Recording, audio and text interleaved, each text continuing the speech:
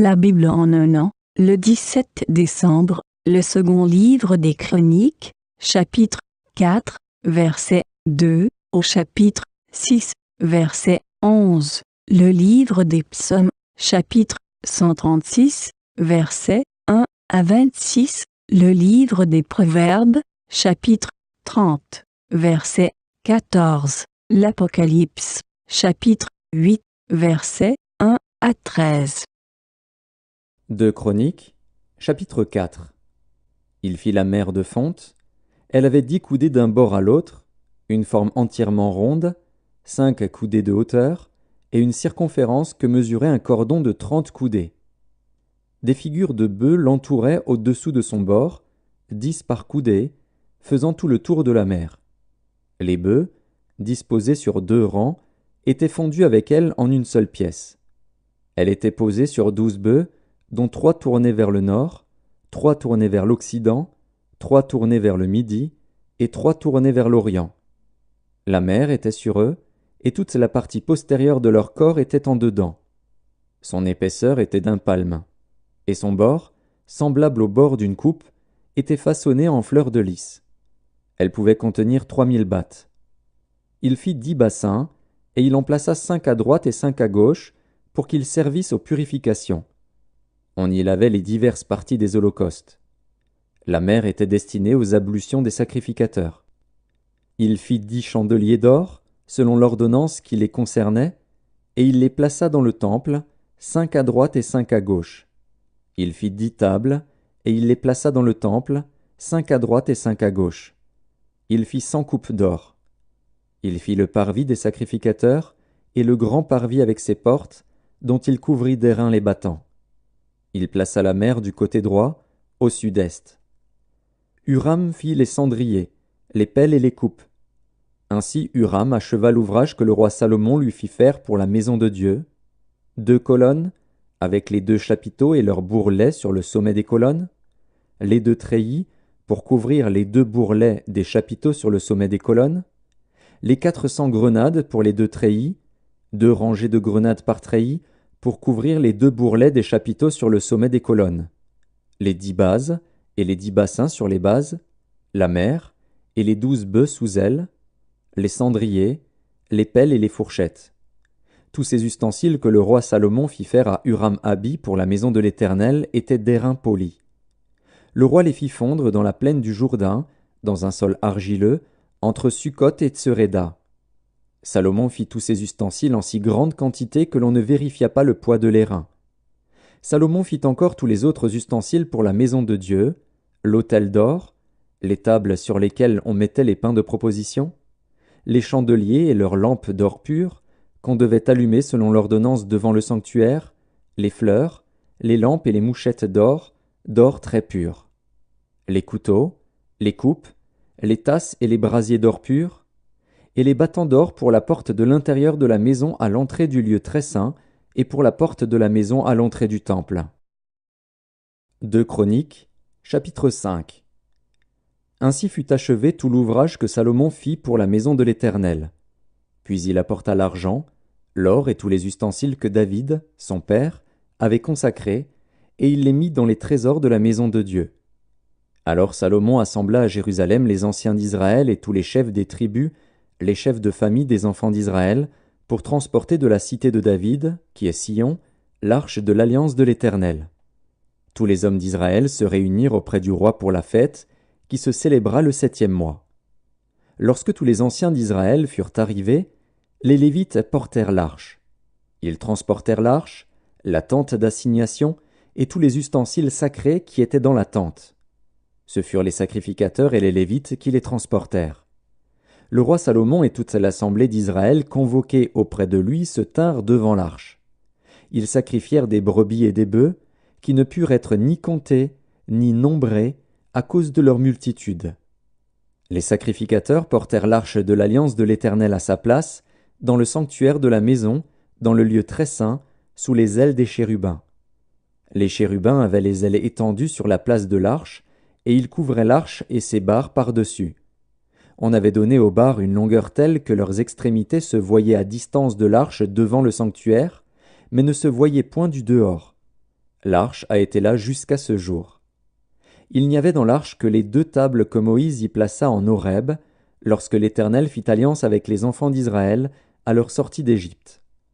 Au moment où les sacrificateurs sortirent du lieu saint, car tous les sacrificateurs présents s'étaient sanctifiés sans observer l'ordre des classes, et tous les Lévites qui étaient chantres, Asaph, Éman, Jéduthun, leurs fils et leurs frères, revêtus de byssus, se tenaient à l'orient de l'autel avec des cymbales, des luths et des harpes, et avaient auprès d'eux 120 sacrificateurs sonnant des trompettes.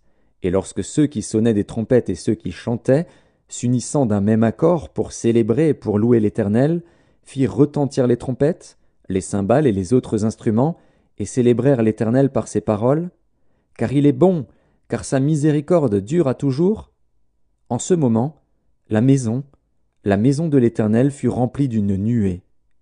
Les sacrificateurs ne purent pas y rester pour faire le service à cause de la nuée, car la gloire de l'Éternel remplissait la maison de Dieu.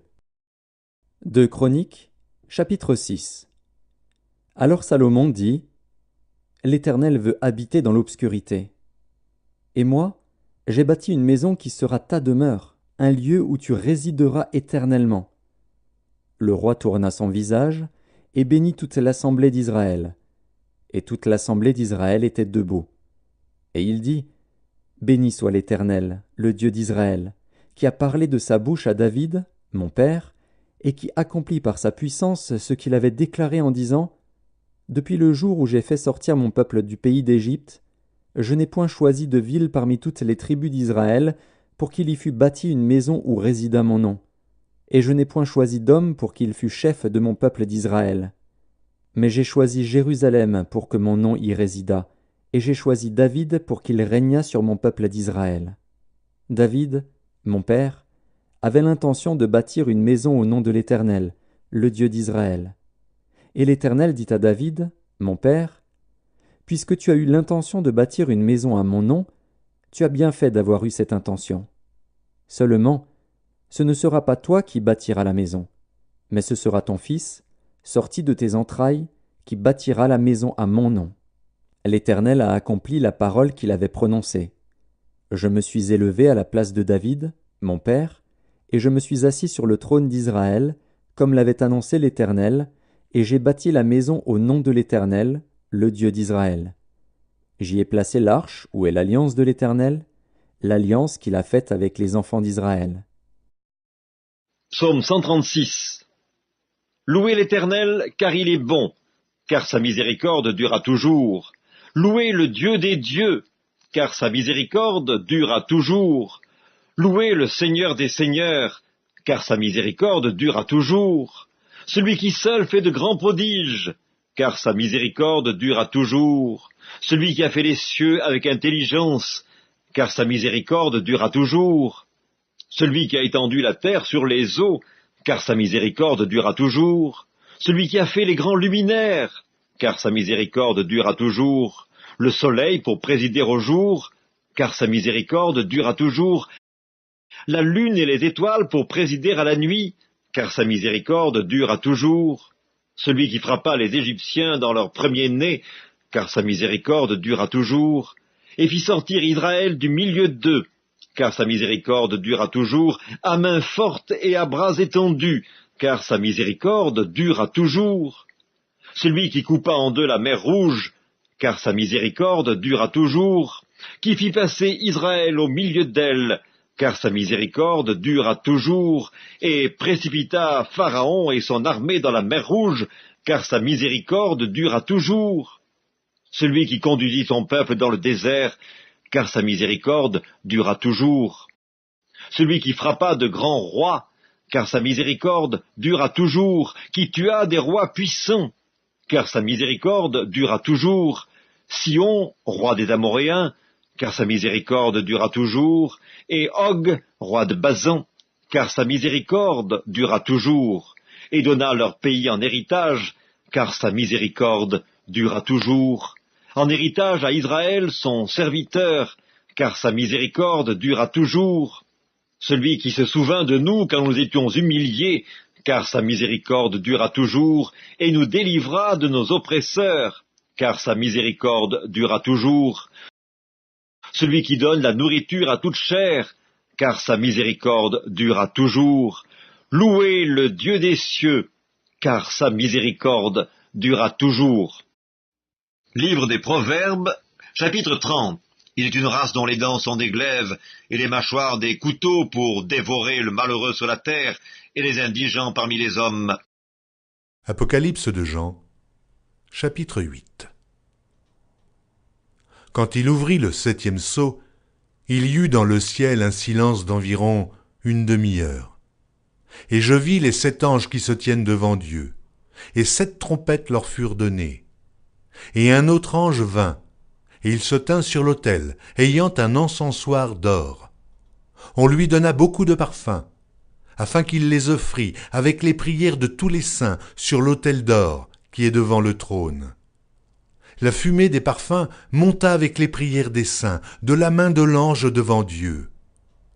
Et l'ange prit l'encensoir, le remplit du feu de l'autel et le jeta sur la terre.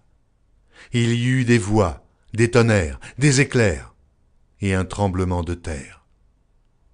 Et les 7 anges qui avaient les 7 trompettes se préparèrent à en sonner.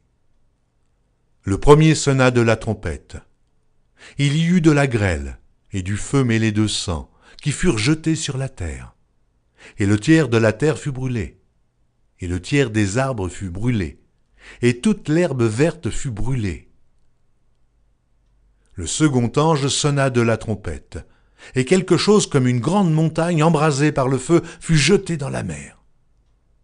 Et le tiers de la mer devint du sang, et le tiers des créatures qui étaient dans la mer, et qui avaient vie mourut, et le tiers des navires périt. Le troisième ange sonna de la trompette, et il tomba du ciel une grande étoile ardente, comme un flambeau, et elle tomba sur le tiers des fleuves et sur les sources des eaux. Le nom de cette étoile est Absinthe, et le tiers des eaux fut changé en absinthe. Et beaucoup d'hommes moururent par les eaux, parce qu'elles étaient devenues amères. Le quatrième ange sonna de la trompette, et le tiers du soleil fut frappé, et le tiers de la lune et le tiers des étoiles, afin que le tiers en fût obscurci, et que le jour perdît un tiers de sa clarté, et la nuit de même. Je regardai, et j'entendis un aigle qui volait au milieu du ciel, disant d'une voix forte, « Malheur, malheur, malheur aux habitants de la terre, à cause des autres sons de la trompette des 3 anges qui vont sonner. »